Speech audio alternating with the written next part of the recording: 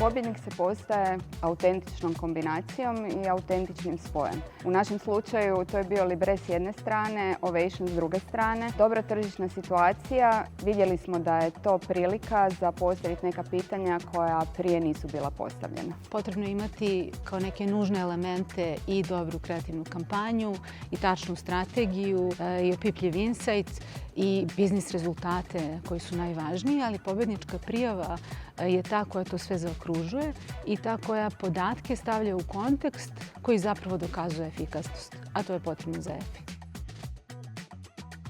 Pa mi danas još uvijek živimo u svijetu u kojem ne postoji ravnopravnost spolova. Mi smo postali svjedoci da žene kroz život bivaju obilježene raznim pitanjima koje ih u principu dovode u vrlo neugodnu situaciju. Insight da populacija toga uopće nije svjesna, pa čak ni same žene u kojima se onda rađa taj nekakav loš osjećaj, bio je izuzetno značajan da mi konačno postavimo ta pitanja, ali ne ženama, muškarcima. Ja se dan danas ježim kad se sjetim te scene. Znači, ta neverbalna komunikacija tih muškaraca, kada su im postavljena ta pitanja s kojima se žene susreću gotovo cijeli život, i u privatnom i u profesionalnom kontekstu, rekla je sve. Insight je zapravo iz svakodnevnog života poznat svima nama. Negde je nama bilo važno da kroz kampanju ga prikažemo na jedan način koji će biti prijemčiv, a također je autentičan. Da podcrtamo zapravo to da pitanja koja samo žene čuju zapravo ne zbog biologije, nego zbog nekih društvenih normi. Libres je brend koji je stvoren za žene, namijenjen ženama, posvećen ženama i nekako prirodno se uklopio u celu temu komunikacije. Reakcije muškaraca na pitanja koja su neprimerena, neprikladna i neprijatna su zapravo doprinele viralnosti kampanje. Ja sad ne mogu da kažem da je teže, ali lakše nije u odnosu na druge festivale. Svakako ja bih rekla da je kompleksnije. Treba više vremena, više strpljenja, više podrške svih nekako u procesu, zato što je dobar deo prijave zapravo zasnovan na podacima, istraživanjima, rezultatima i da podrazumeva posvećenost gotovo istu kao i tokom kampanje, da se jedna prijava napiše. Da, mi kao klijent u stvari trebamo vidjeti koji podatak, te gomile podataka kojima mi raspolažemo, može u stvari najviše doprinijeti uspješnosti kampanje, jer različiti pokazatelji se tu gledaju. I onda naravno u nekakvoj komunikaciji, danas smo baš imali jednu po pitanju nove prijave za ovogodišnji EFI, odlučujemo zajednički u stvari što se najviše isplati staviti u prijavu. Mislim da je to bilo drugi dan, zar ne? Jeste. Pa u suštini vrlo brzo smo znali, zato što je kampanja na početku bila viralna. 2 dana od puštanja prvog videa imali smo preko 1 milion pregleda, desetine hiljada šerova, lajkova, komentara. Tu se već negde naziralo da će kampanja biti uspešna. Nekako taj prvi talas je bio zaista impresivan, bez ikakvog medijskog ulaganja, potpuno viralno, što se jako retko zapravo dešava i znali smo da je to dobar znak.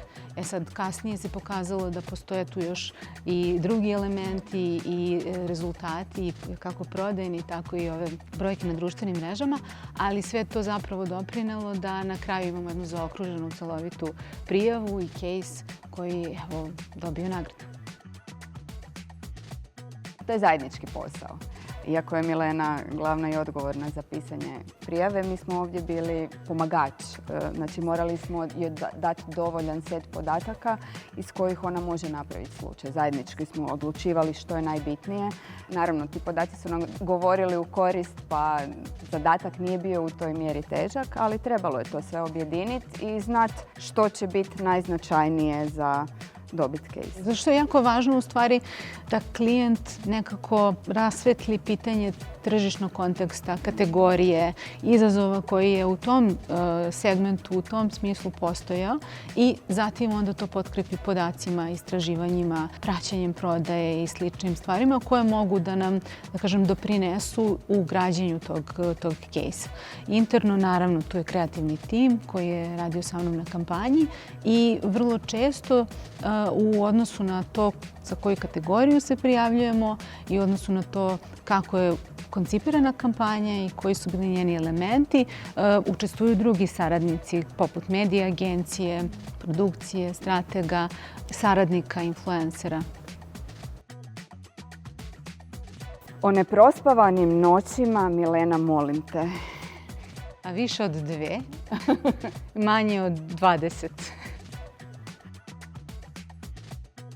Nekako moraš da povežeš sve. Libresse Ovation, komunikacija, rezultat, priča koja mora biti autentična. A opet treba da doprinese nekom opipljivom rezultatu na tržištu. Nije kreativa kreativnosti radi, nego kreativa u službi zapravo unapređenja rezultata. Da. To je najbrutalnije. Isticanje brenda.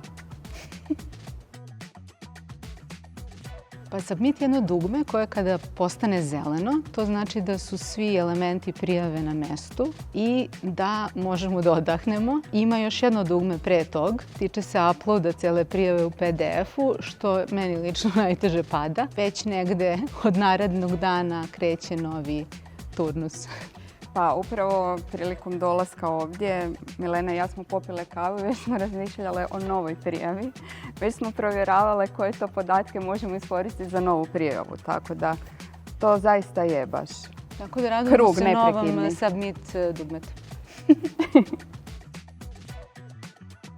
Konačno smo dobili ono priznanje važnosti lokalnih inicijativa. Do prije par godina u principu Global nam ispuštao kampanje koje smo mi implementirali na tržište, međutim ono što se događa u jednoj Francuskoj, Njemačkoj ili Italiji ne mora nužno imati dobar prolaz kod nas. Ovom kampanjom mi smo se maknuli od komunikacije isključivo funkcionalnih benefita proizvoda, što je vrlo značajno, i počeli smo pričati o stvarnom životu, počeli smo pričati o temama kojima se ne priča. To je u stvari odgovornost brenda danas.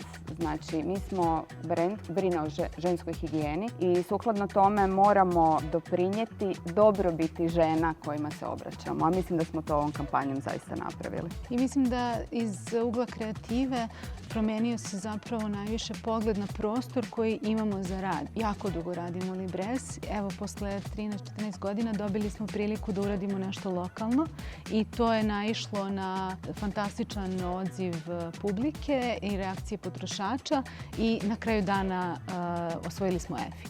Od tad zapravo otvorili su se neki novi načini i rada na brendu i sagledavanja uopšte brenda i uloge brenda kako u glavama potrošača, tako i tržišta kao tako. Davno je počelo biti vrijeme da dio tog profita vratimo lokalnoj zajednici i to je ono što Libresse već neko vrijeme radi i mislim da zbog toga i jesmo doživljeni ovoliko autentičnima. I to je zapravo i svrha velikih brendova koji su dugo tu, da nekako to svoje mesto u zajednici na neki način opravdaju i također budu, da kažemo, deo te zajednice na pravi način, a da je to autentično. Da žive sa zajednicom. A mislim da to Libresse baš radi. Pa novim pobednicima među nama ćemo poručiti da se upuste u pisanje prijave, da ako imaju dobru kreativnu kampanju, strategiju, insight i rezultate, to povežu, pročitaju sve uslove za prijavu pažljivo, posvete neko vreme, strpljenje da dođu do kraja i da zapravo objedine sve podatke koje imaju na pravi način. Jako je važno da se i kategorija dobro odabere, da se vodi računa da sve što imamo da kažemo bude u korist zapravo toga da je efikasnost najvažnija i da ne odustaju. Sve do onog zelenog dugmeta.